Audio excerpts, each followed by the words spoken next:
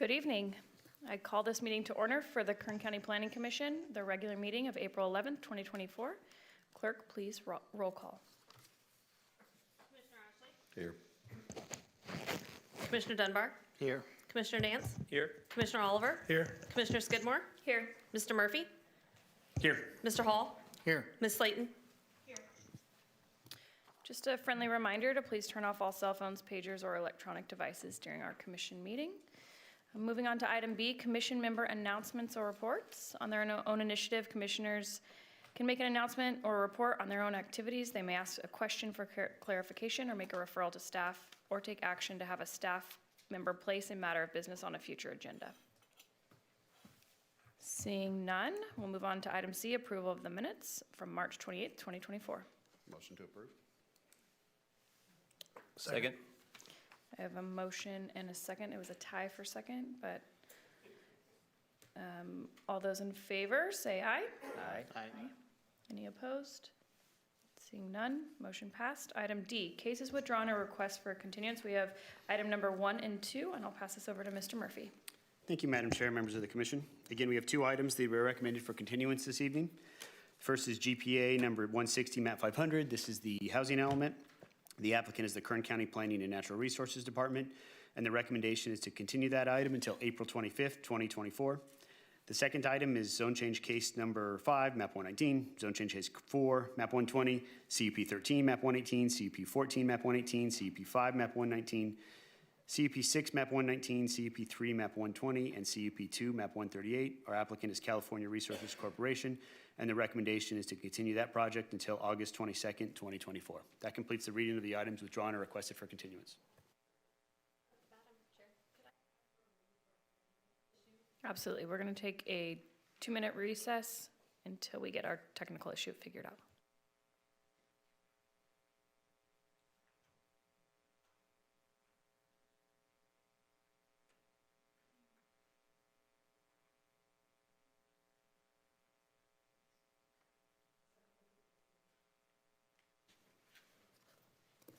That was a quick 2 minutes. We're going to reconvene.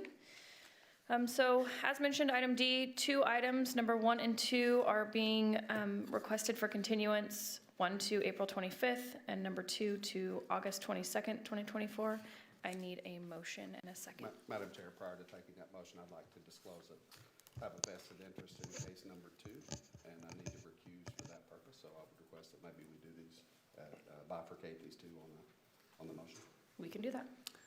And I'll be recusing myself from D2 as well. Great. Let's start with item number 1. Can I get a motion in a second? I'll make a motion to postpone. I'll second.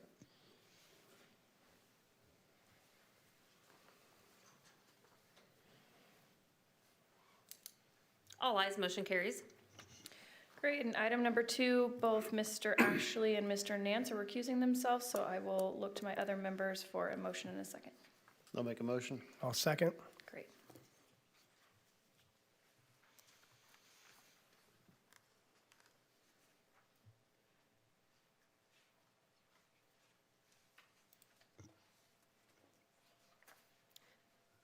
Three ayes, 2 no votes, motion carries. 2 abstains, I believe. Item E, consent agenda. These are items scheduled before the Planning Commission, which are being recommended for approval by the staff, and the applicant has been informed of any special conditions and has no objection. The hearing on these items may be expedited if no member of the commission or audience wishes to comment or ask questions on the case. We have 3 cases, number 3, number 4, and number 6, and I will pass this over to Mr. Murphy. Thank you again, Madam Chair. As you mentioned, we do have 3 cases on consent, although I do believe there is a member of the audience who's actually going to ask to pull one of the items for discussion. I'm going to read them anyway, just for purposes of following our agenda, and then let that occur if it so does. So the first case on consent is case number 3, zone change case number 2, map 2935, PD plan number 1, map 2935, zone variance number 1, map 2935. Our applicant is Wonderful Lost Hills Development LLC by QK. This project is located on the north side of Highway 46, approximately 805 feet east of the intersection of Lost Hills Road and Highway 46 in the Lost Hills area.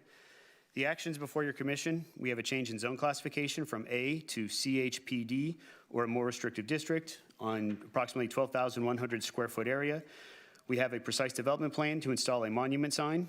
And then we have a zone variance to allow a 15.50 foot tall sign with a face area of 205.5 square feet, where the maximum height of 8 feet is permitted, and where the maximum sign face area of 48 square feet is permitted, all located on a portion of a larger 232.13 acre parcel, again in the A zone district. The staff recommendation is to advise the Planning Commission to recommend the Board of Supervisors to adopt resolution, recommended findings, and enact ordinance approving the zone change as requested, adopt resolution, recommended findings, and approve the precise development plan as requested, and adopt resolution, recommended findings, and approve the zone variance, all subject to the recommended conditions of approval. The next item on consent this evening is case number 4. This is GPA number 3, map 10431, and zone change case number 30, map 10431. Our applicant is Jairus Wright. This project is located on the east side of Morning Drive, approximately 480 feet south of Pioneer Drive in the Bakersfield area. The two actions before your commission this evening, the first is to amend the land use element of the Metropolitan Bakersfield General Plan from LMR to HR, or a more restrictive map code designation, and then a change in zone classification from R1 to R3, or a more restrictive district, all to facilitate supportive housing facility on an approximately 3.39 acres over 2 parcels. The staff recommendation is to advise your commission to recommend the Board of Supervisors to approve amendment to the land use element of the Metropolitan Bakersfield General Plan as requested. Enact ordinance and adopt resolution approving the zone change as requested, and adopt the suggested findings as set forth in the attached draft resolution. And finally, our last item on consent this evening is case number 6. This is an extension of time for tract number 7368. Our applicant is Wonderful Lost Hills Development LLC by Swanson Engineering. This project is located on the east side of Lost Hills Road and north of State Route 46, all within the Lost Hills area. The request is an extension of time for a period of 3 years for tentative tract map number 7368, which proposed the division of a 239-acre site into 49 lots on 11.96 acres, ranging in size from 6,000 square feet to 6,474 square feet, all for residential use. There was a 227.06 acre designated remainder. The project included development variations to the land division ordinance that would allow a 55-foot wide corner lots where 60 feet is required, and then allow 50-foot wide interior lots where 55 feet is required. The project also included limited design variations to allow blocks less than 2 tiers of lots and double frontage lots. The staff recommendation is to approve a 3-year extension of time from March 5th, 2024 until March 5th, 2027, all subject to the original conditions of approval, and adopt the original findings as set forth in the attached draft resolution number 6021. That completes the reading of the consent calendar tonight. Thank you, Mr. Murphy. So we have consent agenda items number 3, number 4, and number 6. Is there any member of the public that would like to remove any of these items off of consent? Seeing none, is there any member of the commission that would like to remove any of these items off of consent? Seeing none, I will close the public hearing and bring it back for a motion and approval. I'll make a motion to approve all 3. I'll second.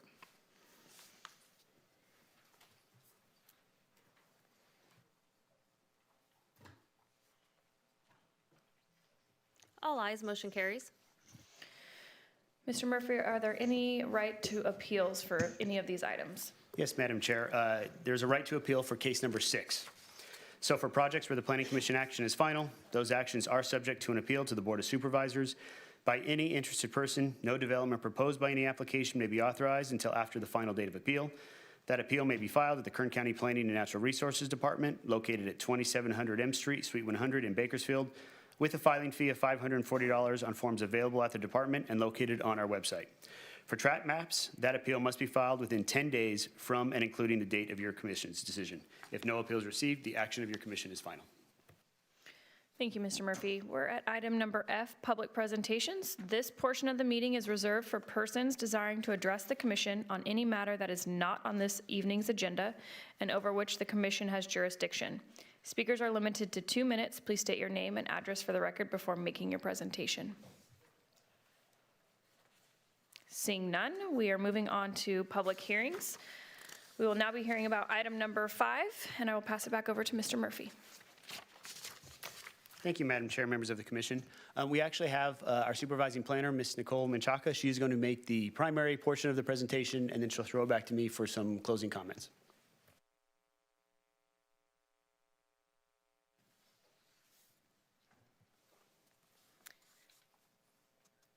evening, Chair Skidmore and Commissioners. The project before your commission is a conditional use permit to allow a mortuary office with crematory.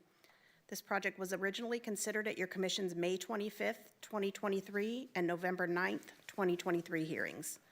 Ultimately, the item was referred back to staff for further review and analysis based on comments received. Since the original consideration of this item, the project proponent has revised the project to specify that embalming services or the disposition, cremation of human remains containing embalming fluid would be prohibited at this location. The proposed project is located at 3600 Pegasus Drive, Suite 1 on the east side of Pegasus Drive, approximately 1,325 feet south of Merle Haggard Drive, in close proximity to the Oildale area and Bakersfield city limits. The project occupies one approximate 9,000 square foot leased space within an existing 16-unit industrial complex on a 4.59 acre parcel, which is currently developed with associated shared parking and landscaping for the entire subject parcel. The applicant proposes to offer cremation services and sales of urns and cremation containers with office hours Monday through Friday, 9 a.m. to 5 p.m.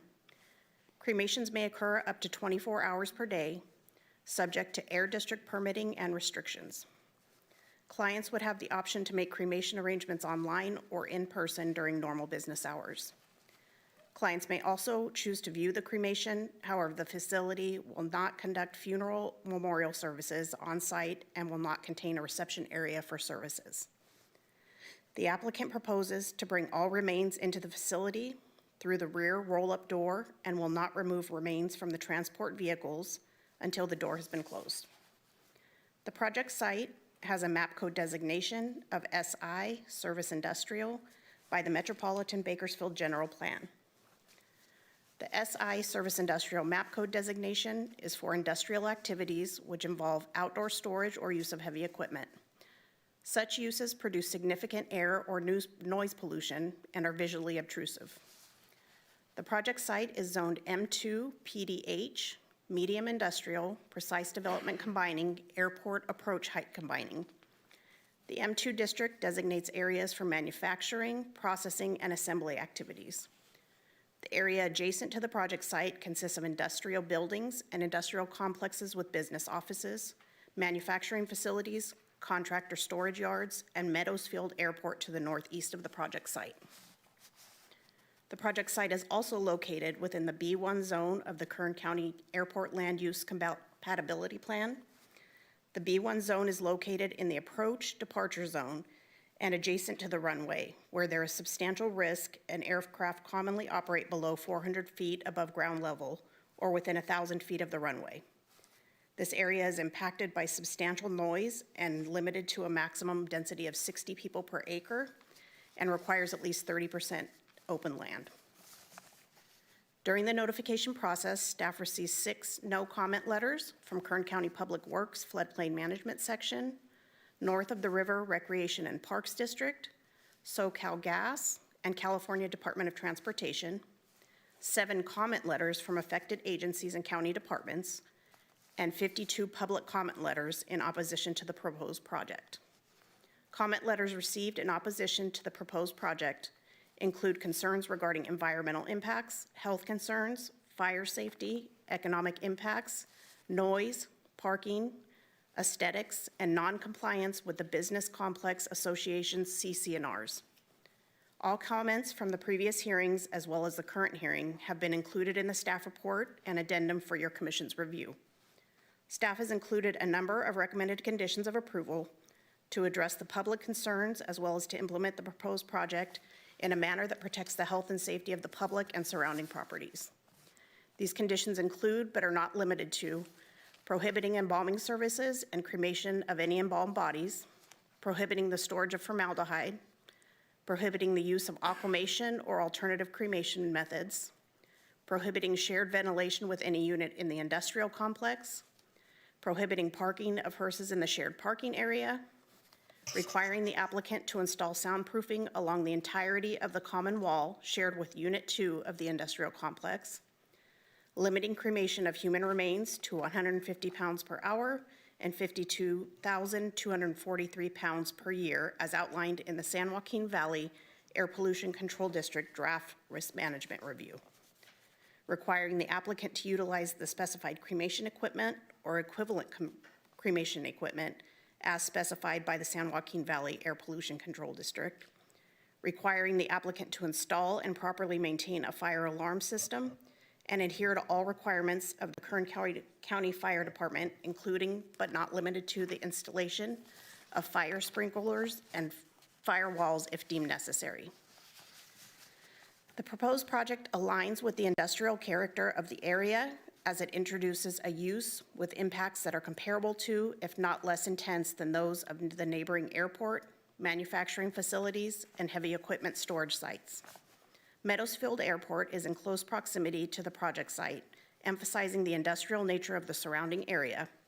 The project's location within an industrial zone is strategic as it prevents encroachment on areas designated for less intense commercial and residential development, as outlined in the Metropolitan Bakersfield General Plan. The plan underscores the distinction between commercially designated areas, which caters to day-to-day retail service needs, and industrial zones that support higher intensity activities. I will now turn the presentation over to Craig Murphy, Assistant Planning Director, who will provide further information prior to staff presenting the department recommendation. Thank you. So prior to receiving any public comments, I just wanted to take a moment to provide your commission with an overarching summary as to how staff conducted our analysis and based our recommendation on. So first and foremost, the item before your commission is one of land use.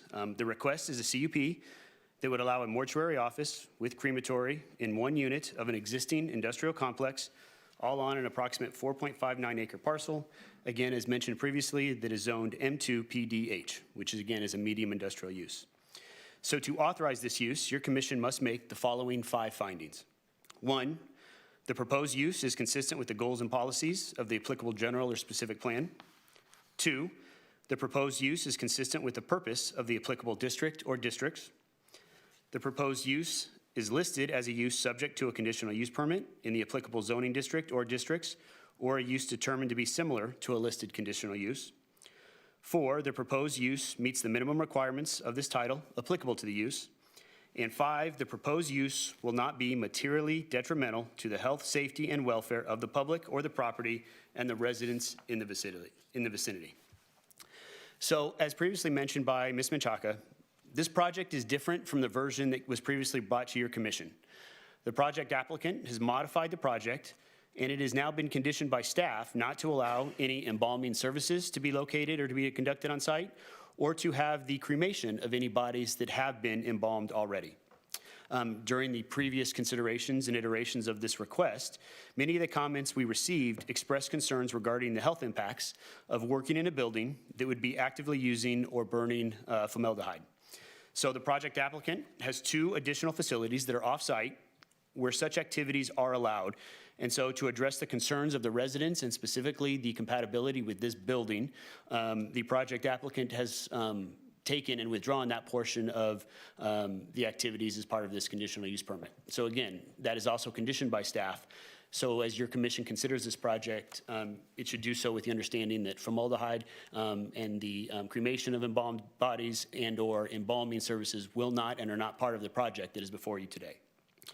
So from a permitting standpoint, the project site is designated for industrial use. The applicant at this time is not requesting an amendment to the adopted general plan. They're not requesting a change in zone classification. Rather, they're requesting a use that is compatible with the underlying land uses, provided it will not be materially detrimental to the surrounding uses. So those issues of compatibility are generally addressed through proposed conditions of approval, which we have included as part of this recommendation. The simple fact that as constructed, the office resembles more of a commercial use does not change the underlying fact that industrial uses can be authorized at this particular location. There are limited industrial designated lands within the county that could accommodate such uses, And it is staff's opinion that this is a good location for this types of services, given the fact that the surrounding uses are industrial, that we are next to an airport that limits the ability and the amount of individuals that can be located within buildings. This has very low employment. We believe that this particular use is actually very compatible with the surrounding properties in general.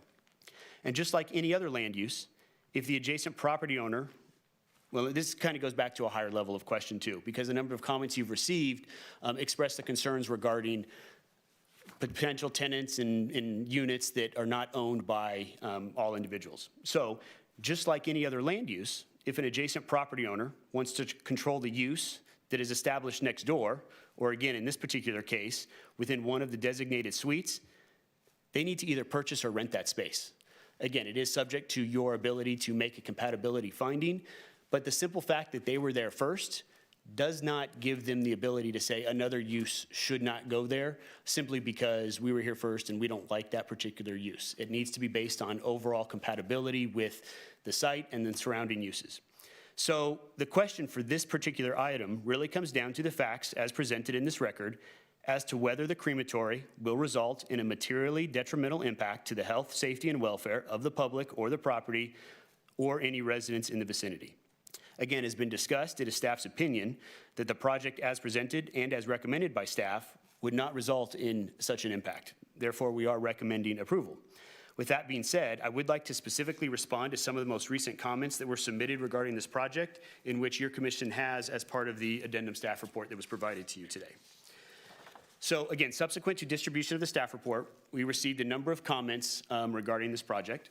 The first comments we received was a letter from Dana Kennedy. She is an attorney with Miller Starr Regalia, and she is representing the project applicant. So we received comments requesting that your commission approve the project with modification of the staff recommended conditions, specifically related to condition 4F, condition 4R, and condition 5H. They also have included an updated criteria pollutant impact, or HARP health risk impact study that again has been submitted by the applicant. I would note for the record that this update study is the same as analysis as the July 2023 study that is included in your original staff report and that has been provided to your commission. The update simply includes an executive summary section that was not previously provided. This does not represent any new information that was not part of the record or part of our recommendation at the time of drafting our staff report.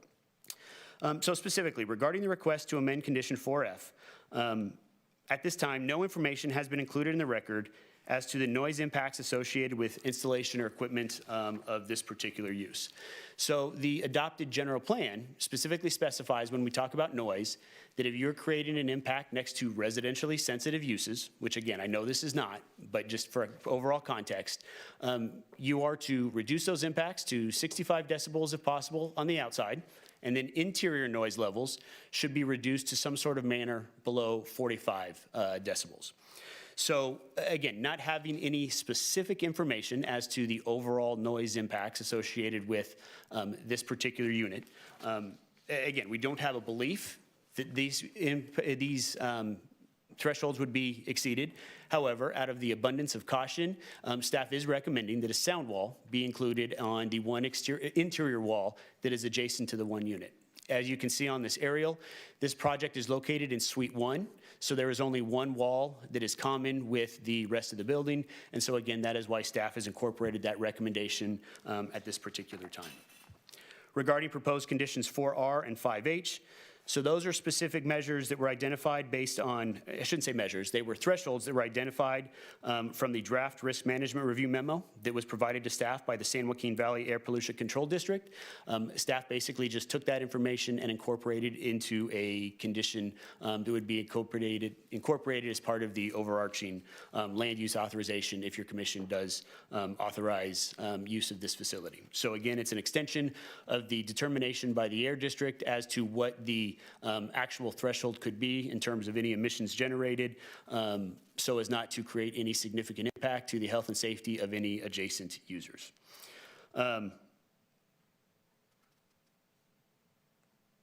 Again, ultimately, it is staff's belief, and as pointed out in that letter, that the San Joaquin Valley Air District ultimately is the entity responsible for helping to go through those audits and to make sure that those thresholds are being met. Again, it is standard practice when we have that information to incorporate it into a recommendation and into a condition as we go forward. Additional comment letters we received. We received letter from Mr. Pete Leveroni. He provided correspondence. Well, first, he's an existing tenant within the industrial complex. His first request is a 45-day continuance. Again, at this time, staff believes that we've reviewed the information, and as part of our summary, your commission will be completely informed of the information that was provided, and therefore we are not recommending the continuance. But I did want to point out and make sure that your commission was aware that he did request a 45-day continuance. As part of his submitted correspondence and his comment letter, he included a risk management analysis of potential property impacts associated with implementation of the cremation facility. His correspondence also includes a letter from Assured Partners that was provided to the Pegasus Business Center Owners Association, indicating that Liberty Mutual Insurance has non-renewed the facility's package policy. Again, his correspondence also included a letter from the law offices of Babak Nafisi. So first, just to kind of address the comments that have been provided and the information that has been submitted. So insurance company rates and the evaluations are not relevant determinations under the California Environmental Quality Act or any zoning law. Those are based on internal non-public formulas and other information on risk factors under policies that they have issued. The entire facility is zoned for medium industrial uses, and the issuance may be based on other uses in the facility. It could be based on their locations to surrounding land uses, or any other factors that are not under the purview of your commission. Additionally, staff would like to note for the record that at this time, no cremation services have been authorized on site for any human or pet services. So when we reviewed that, it's interesting to note that that has been done, given the fact that those uses have not actually been authorized at this particular time. The correspondence, we also received an analysis from Mr. John Pryor with California State University, Bakersfield. Again, that discusses a risk analysis and provides his conclusions. I would note that we did not receive any resume or credentials from Mr. Pryor that qualifies him as an expert on any environmental or fire risks. The references made in his letter were incidents at crematories establishments from the internet. They have not made any specific connection. We don't know whether the information included in those incidents matches the equipment, the same characteristics that the facility has before your commission this evening. We have no idea on the physical setting or whether or not any after-fire analysis was conducted or as to that cost. The cost of insurance, again, is not part of the findings included in the zoning ordinance and not a factor to conclude a use is materially detrimental. I would also further note that you do have a letter from the fire marshal. The fire marshal for the County of Kern has reviewed the project, and in their expert opinion has determined that implementation of the project really has no land use issue of concern to the Kern County Fire Department specifically. They will, of course, go through a more detailed review when they receive their building permits, and we have conditioned this project that any requirements of the fire department to meet building code or things that the fire department believes are necessary to ensure safety be implemented as part of this particular project. But again, overall, the fire department did not necessarily have any overarching concerns regarding any increased risk associated with putting this type of facility at this specific location.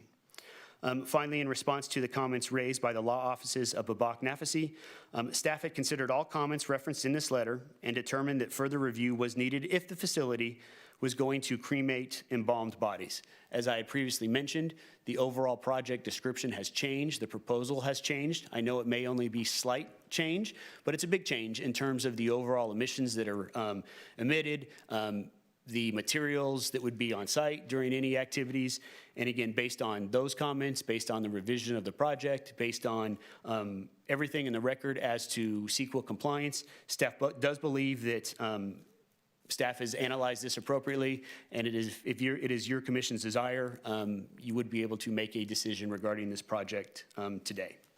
Again, finally, we did receive an additional 18 comment letters in opposition to the project from surrounding property owners and or potential tenants. I would note that these may be similar comments, or they may be the exact same individuals that had provided comments previously. We did not get a chance to actively compare the two lists. But again, the concerns they raised were involving environmental impacts, health concerns, odors, and potential ethical considerations associated with having this type of facility at this location.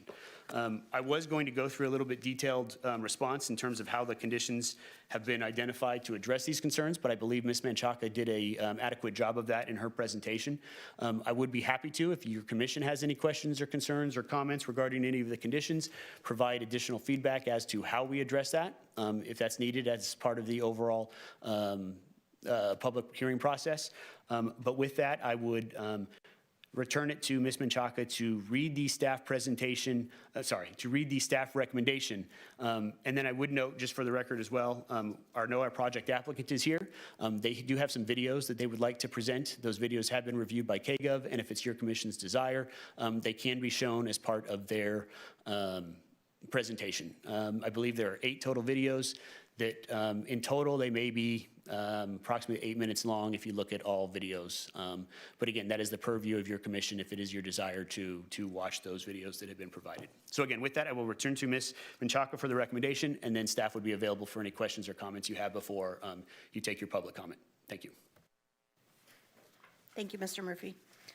The general plan and zoning ordinance allow for uses that are of a similar industrial intensity as the proposed project. Therefore, staff believes approval of the request, subject to the recommended conditions of approval, is a reasonable and appropriate use of the property and would be compatible with surrounding land uses and would not adversely affect other uses in the area. Based on the foregoing evaluation, staff concludes the request sufficiently demonstrates compliance with the necessary findings and therefore recommends your commission approve the conditional use permit, subject to the recommended conditions of approval. This concludes staff's presentation. Thank you so much, staff. At this time, I'd like to invite the applicant, Mr. Woody, up, or would you like to have us watch the videos first? We can start talking about things and see which ones are most applicable. Perfect.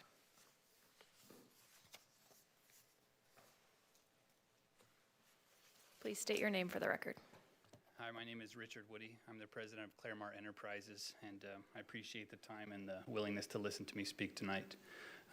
Learned quite a bit over the last 2 years through this process. I feel like I could probably talk to you for 2 hours tonight if we wanted to have a discussion that long, but of course that's not really what anybody wants to do tonight.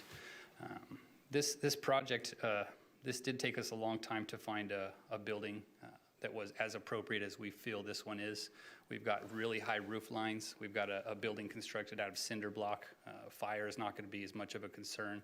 The roof of this building is metal.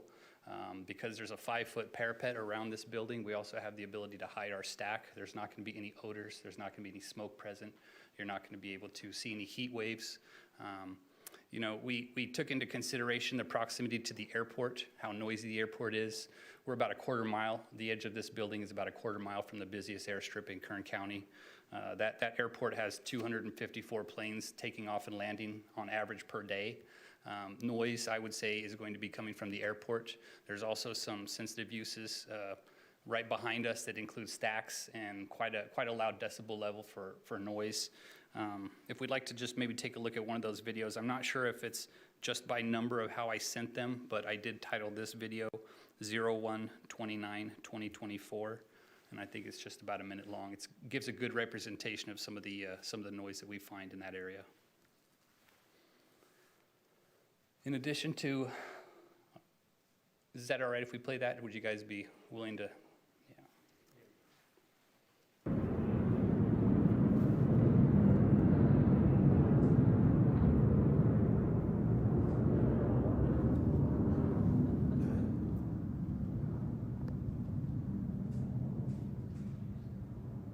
Got more airplanes taking off and landing here just about 4 p.m. on the 29th of January, 2024. January 29, 2024, just before 4 p.m. Again, we have the 2 stacks over here from our neighbors making some noise.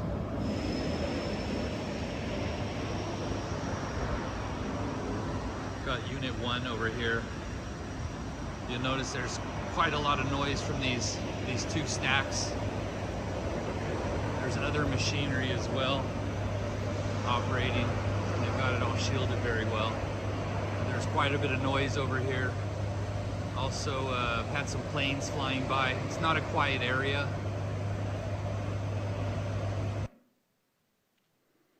In addition to that video, in order to compare and contrast us where some of the other crematories operate in Kern County, I've also been to Union Cemetery. I believe this video is called Union.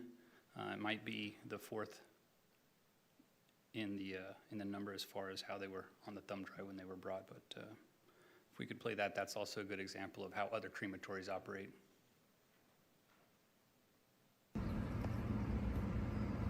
Hey guys, it's Rick Woody here. It's 10 minutes after 3 on April 2nd. I'm at Union Cemetery.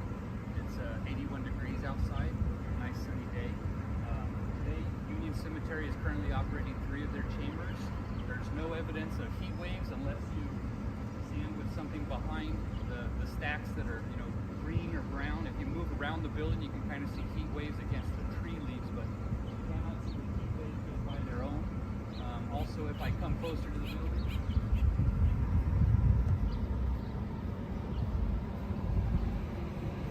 no problem with heat through the cinder block. This feels fine.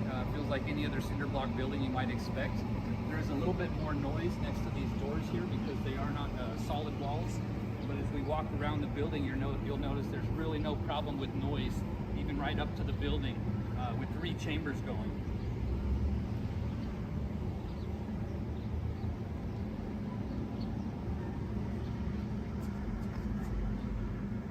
Fine out here. The noise is much quieter than any airplanes that are present over at the airport.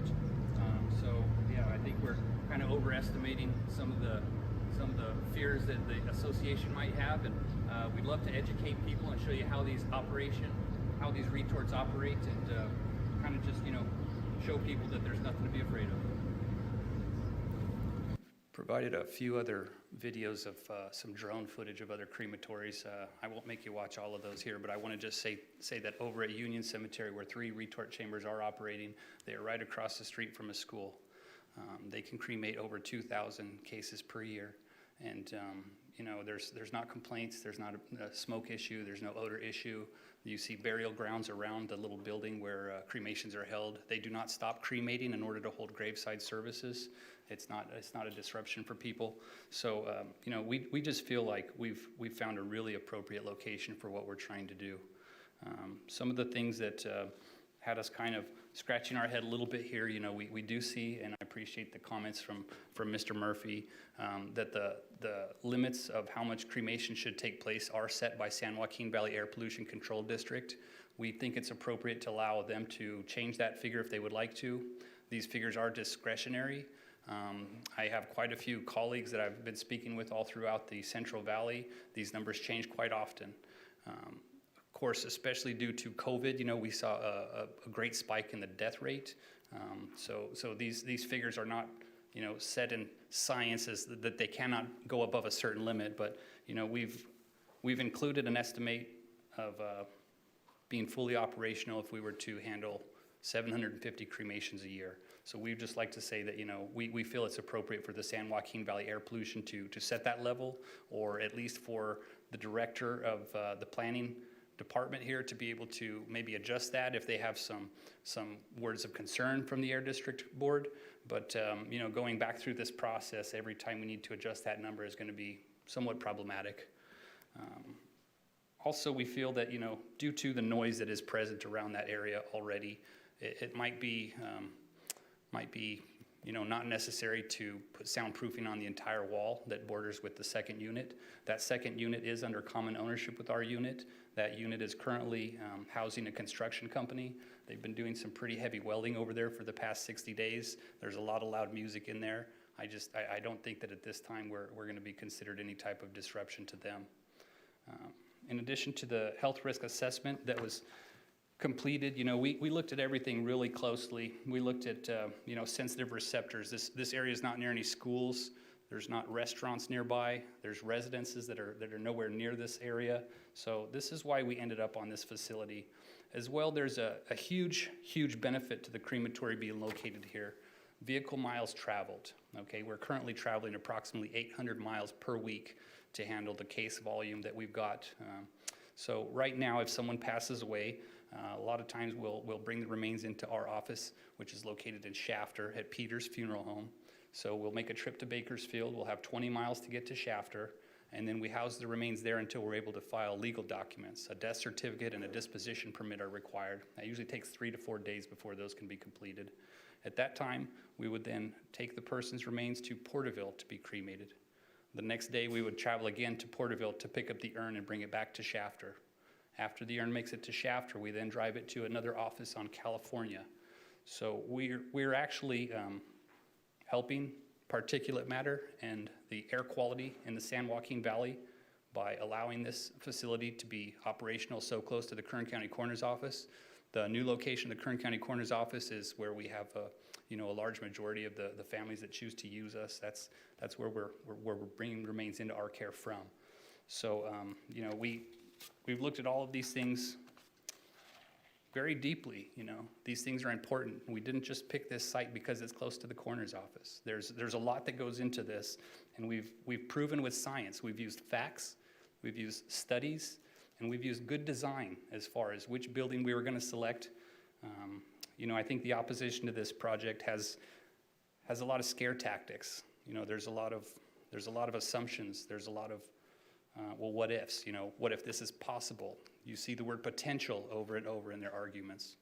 And if you're going to assess the risk of fire in a cinder block building without mentioning the proximity to the airport and how frequent it is that planes are going to crash at the takeoff and landing point, over 50% of air accidents happen on landing because it's such a difficult task to keep track of. You have to know where your gauges are, you have to know about the weather, you have to know about the airplane and any issues. So, in my opinion, if you're going to look at risks associated with this building, you have to understand that the greatest risk of fire comes from an airplane crash. I think that's pretty demonstrable. And I can't understand why it would be left out of an insurance risk analysis by Mr. Pryor. So I appreciate your time, folks. If you have any questions, I'd love to talk more about things. I brought my attorney here to discuss CEQA matters. I brought the 2 gentlemen who did the health model. This is with WZI, a local company here. So I also have Chris Dalton here, who's the sponsor of the project in Unit 5, as well as Elver Gordado, my partner, who's going to be operating Angel's Cremation on a day-to-day basis. So we're happy to answer any questions we can for you.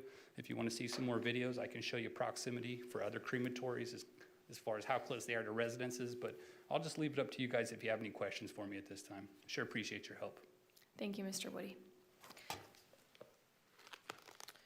I'd now like to open this portion up for public comment. If any members of the audience are interested in speaking in support or opposition of this item, please come forward.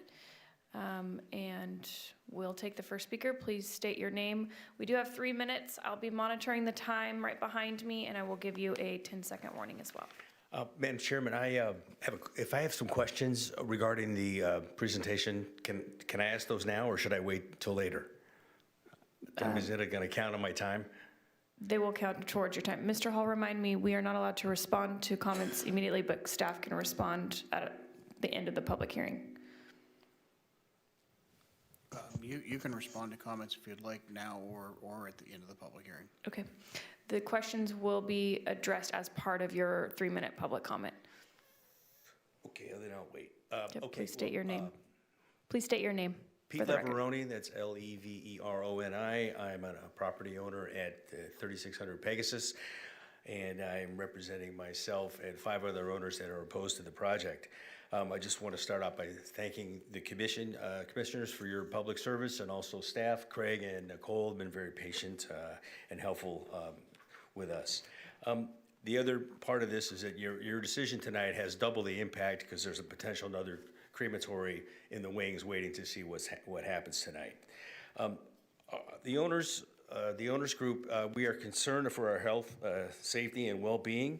We're concerned about emissions, heat, odor, smoke, financial impact, but we're mostly concerned about safety. We don't feel that crematories belong in a multi-tenant building because it isn't safe. Why isn't it safe?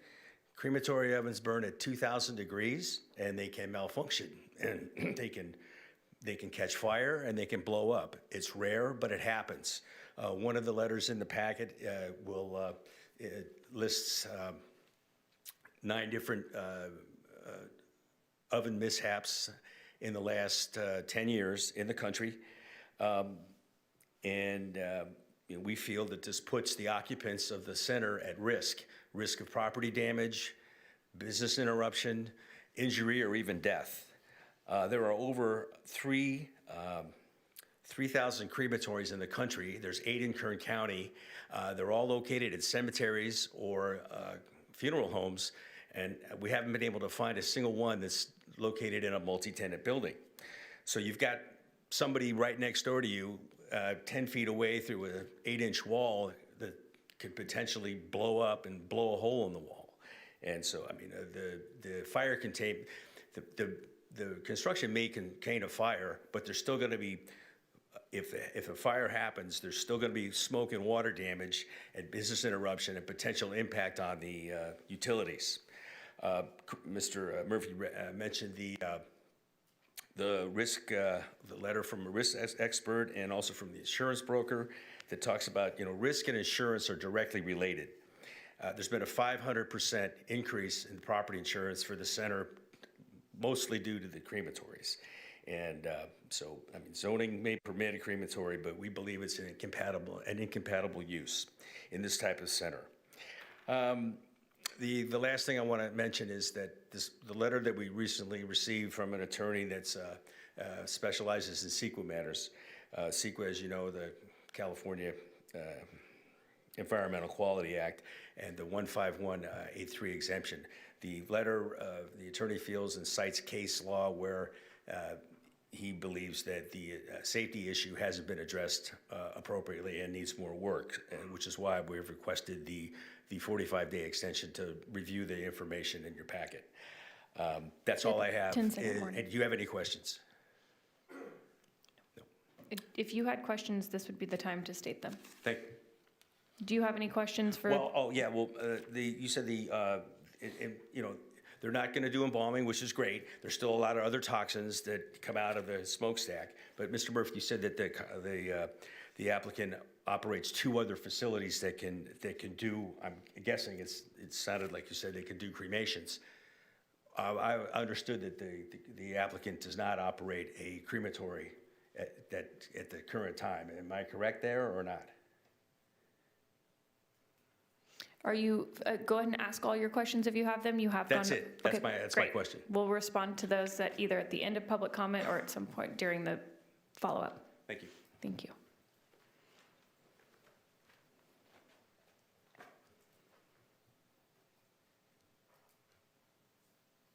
Is there any other member of the public that would like to speak on behalf of this item?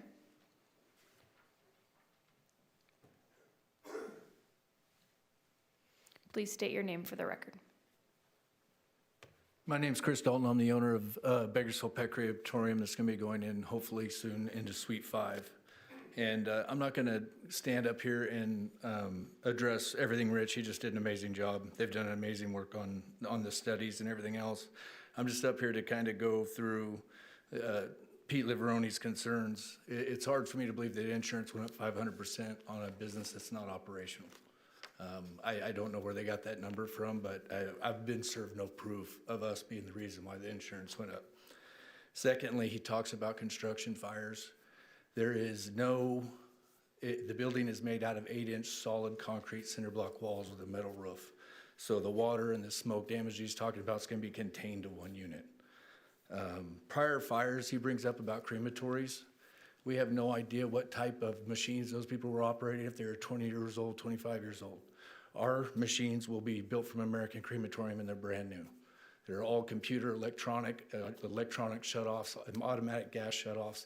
They're state-of-the-art machines, both of our machines.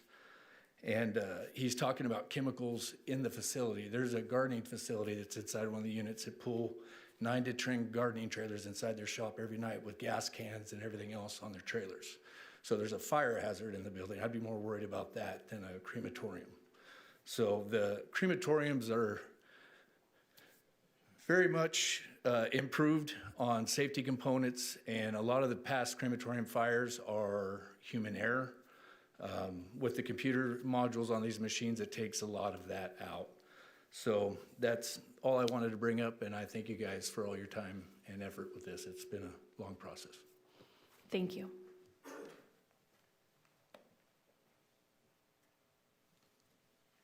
Any other member of the public that would like to address the commission on this item? Seeing none, I will close the public hearing and turn it back to our commission for questions, comments.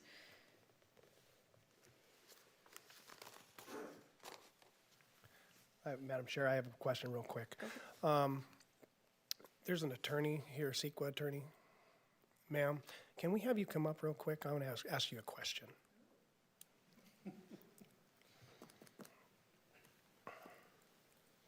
Can you state your name, please? I'm Dana Kennedy from Miller Star Regalia. Dana, it's a pleasure. I'm Commissioner Oliver. Nice to meet you. Nice to meet you as well. Can you clarify with us in regards to CEQA item number 15183?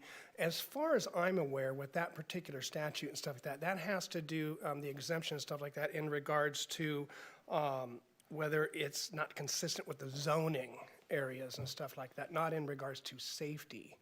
Is that true or not? I don't, So because all I've noted is in regards to zoning. what section 15183 does, it says that if you're proposing a land use that is consistent with the allowed land uses that have been studied in an EIR, then the local agency cannot require more environmental review unless there is something about the project or the project site that would create a significant impact under CEQA. And so that's something I want to emphasize, because a significant impact under CEQA is not a high insurance rate. It is not an ick factor. It is something specific, and it is something analyzed by experts. So for example, with this project, there was concern that a crematory might have a peculiar project-specific impact, and an HRA, a health risk assessment, was prepared to clarify that it would not have a significant impact under CEQA. It would have a less than significant impact under CEQA. All right, perfect. Thank you. Yeah. Any other questions or concerns from the commissioners?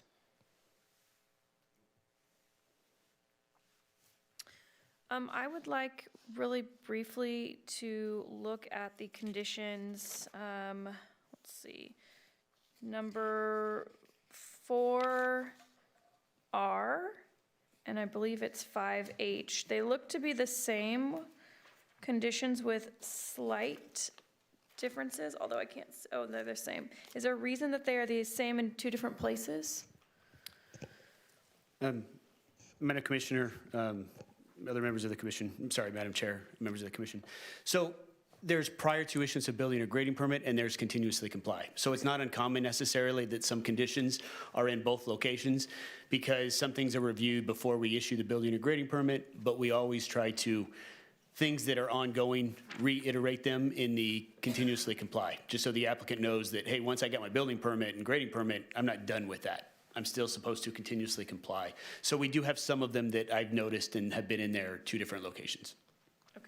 And related to those two conditions, we have the discretion to adjust the pounds per year as our commission, or is that just the San Joaquin Valley Air Pollution Control District that provides that discretion?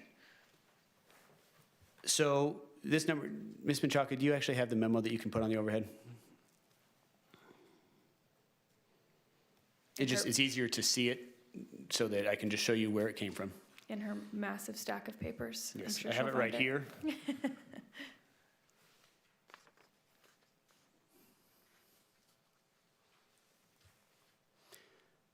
So again, as summarized, we received a whole bunch of information regarding this project. We had a health risk assessment done. It was reviewed by other agencies.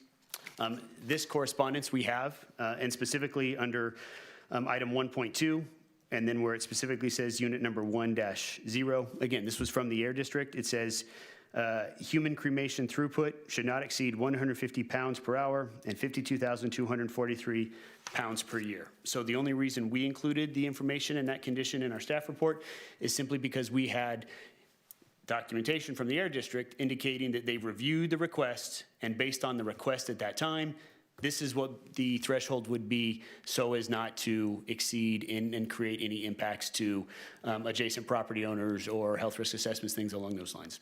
I would note that this letter was dated in August of 2023. That is before we received additional correspondence as to the fact that the project applicant will not be embalming any bodies. I don't know whether or not that actually changes what this number will or will not be. That may change, not being a chemist, not being able to provide that specifically. So again, this is the information we had. This is the information we relied on. This is the information we used to support the determination that this did qualify for an exemption under CEQA. If your commission has a desire to potentially include some additional language as to if the Air District provides an updated study, then we may be able to incorporate that. But again, recommendation, our condition was specifically from correspondence we received from the Air District. Could we adjust the condition to not have specific poundage based off of this memo with that concern of maybe needing an updated memo? Or would you recommend to include the language to potentially have an updated study and memorandum? Madam Chair, I don't recommend we not have language in there because I have correspondence from the Air District. Now, if it is your desire to include additional language that says, should the Air District determine these numbers can be adjusted without creating a significant impact, then this project would not require to have to come back to the Planning Commission to amend those numbers. If you were going to do anything, that would be the only thing I would recommend, would be including that language at the end of that condition. Yes, please. Please state your name for the record. I'm sorry. Dana Kennedy from Miller Star Regalia, Land Use Council to the project applicant. And good evening, everybody. It's nice to be here. This is something we commented on in our letter last night, and it's something we kept thinking about. And to Craig's point, and thank you, Craig, and thank you, Nicole, for all of your hard work on this. It is true that it's a draft memorandum from the Air District, and it was based on a prior iteration of the project. And, it is a draft, so it's also possible they could put a lower limit on this. Of course, that's not what we hope happens, but that's possible. It's also possible that they use higher numbers. So we had originally proposed just limiting the condition to whatever limits the Air District places in their final permit, and that continues to be totally appropriate in our minds. But if the commission prefers, we would also be comfortable. I kind of jotted down some language before this meeting, something like, as the same may be modified by the Air District based on their review of the final project details and related emissions, so that it could go up, it could go down, whatever the Air District decides. Thank you. Thank you. For my fellow commissioners, I would be interested in that modification language when you all consider your motion. Also, I know there was some concern about item 4F. Mr. Murphy, can you walk us through the sound wall conversation and an element of that condition? Sure, Madam Chair. So again, just like any other use, we have to assume people will come and go. Nothing is set in stone in terms of who the neighbor will be. Again, there is nothing that has been provided to staff at this particular time that allows us to specifically measure what potential noise impacts would overarching be. And so from a significance threshold for CEQA, given the use, I do not believe in the surrounding uses that there will be a significant impact in terms of overall noise. However, your commission still has to consider compatibility. And compatibility, and as brought up by Mr. Leveroni, is this is a building, this is a use that's in a multi-tenant building. So is it compatible with all of those uses? And again, this is an example. I'm not in any way suggesting that this will or will not occur or anything along those lines. But let's say there is a constant humming that comes out of this, that adjacent property owner, that adjacent tenant would hear. I don't have anything in the record to be able to base a decision that there wouldn't be a humming, that there wouldn't be any particular noise, even if it's less than the threshold. But it still could be one of, if that is continually going next door to you and I'm trying to conduct a business, that it could be impactful to that property owner. So the way to address it in staff's mind was, well, they're the one corner. It makes sense to just put a sound wall. It only would be required on that one location. That would eliminate the possibility that there would be any noise impacts associated and to the property next door. And again, so it was really to address overall compatibility of this particular use in the 16-unit complex is where that recommendation and where that condition came from. Madam Chair? Thank you, Mr. Murphy. Yes. I guess this might be a question for staff as well. I understand that there is an HOA presence as well on this, and I know a lot of times HOAs will have specific requirements of tenants if they're moving in commercial or industrial, and rules and regulations for that. And I just want to know, is there a statement or anything in regards to this from the HOA? Actually, Commissioner Oliver, thank you for bringing that up because that is a point I did not talk about. So the county doesn't enforce HOAs. I understand that. There are HOAs that could have a number of things that are not applicable in terms of zoning, in terms of land use. Whether or not there is something specifically, I can say that staff did not look or investigate that specifically because ultimately that is a civil matter that would be determined between the owners and the operators of the facility. So in short, to answer your question, I don't know because we didn't look. And we didn't look because that's not really a basis of whether or not we should approve or deny or condition a project in one way or the other. We were just looking at the information that we had at hand and as part of the record as a whole. I understand, but what I was concerned with was more in regards to if we implement or we state that we need you to build a sound wall or something, and the HOA comes back and says, no, we don't allow that. That's something that we need to address. Well, so let's say it was a music room. And then they said, clearly a music room puts a sound wall. So now we're getting into the business of not implementing the zoning ordinance and land use. So I guess I have not had anybody bring up to me that a sound wall is not a use that is authorized. But again, even if it is, it's your commission's responsibility to look at the land use and implement the appropriate conditions you believe are necessary to ensure compatibility. So I guess that would be the short answer to that question. Thank you. Any other questions or comments from commissioners? Okay, if there are none, then I will entertain a motion.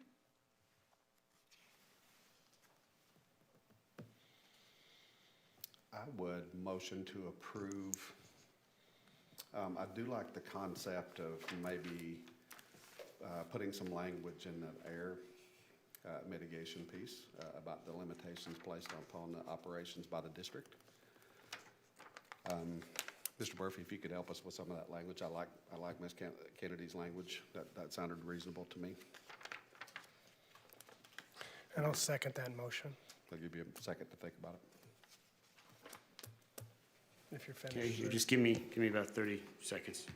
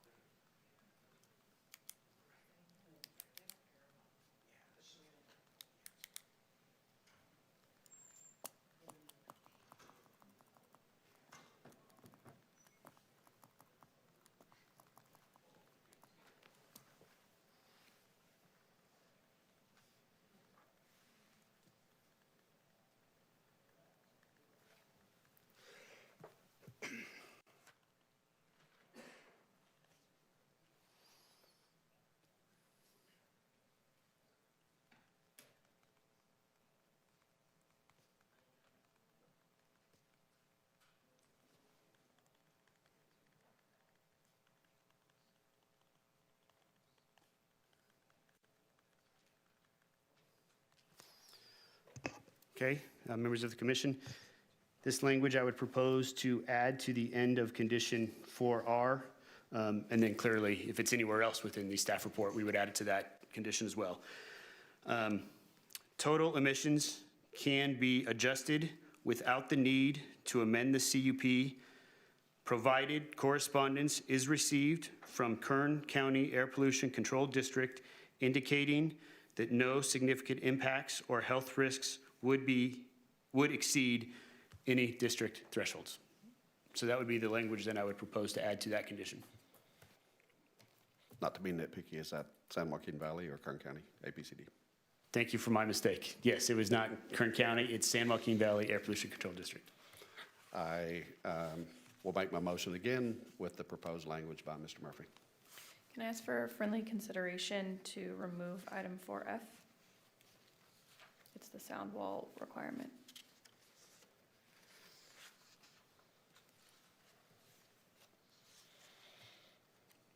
Is there a way to split it where we,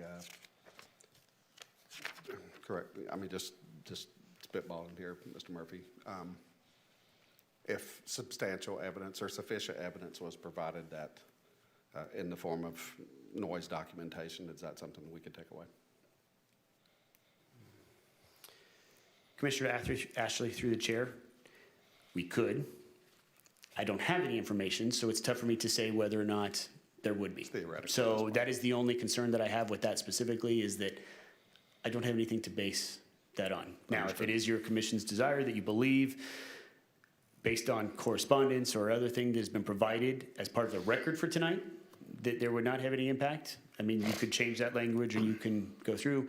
I would only advise is that I don't have it, and so you would really be basing it solely on the word of the applicant. Understood.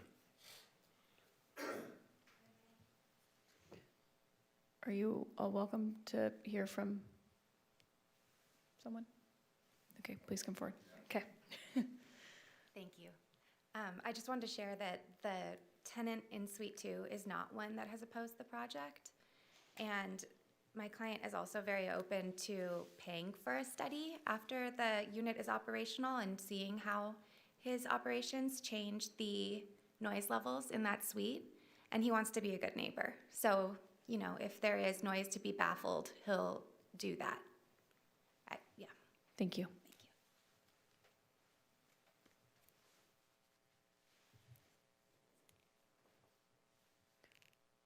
It's your motion, Mr. Ashley. All eyes on you. I can feel that, actually. Any other commissioner comments about that? I was gonna second your original motion, because I felt like that original study that was put out there from 2023 was still associated with the chemicals and things that they said that they were not going to continue to use. So it seemed like an outdated study to me, and this seemed like the most appropriate use. Mr. Oliver, what do you think? Well, I think that due to the area, I mean, it's appropriate for the zoning on there. There's no reason that I can see in regards to disapproving, but I like the Madam Chair's issue in regards to, I know the area extremely well.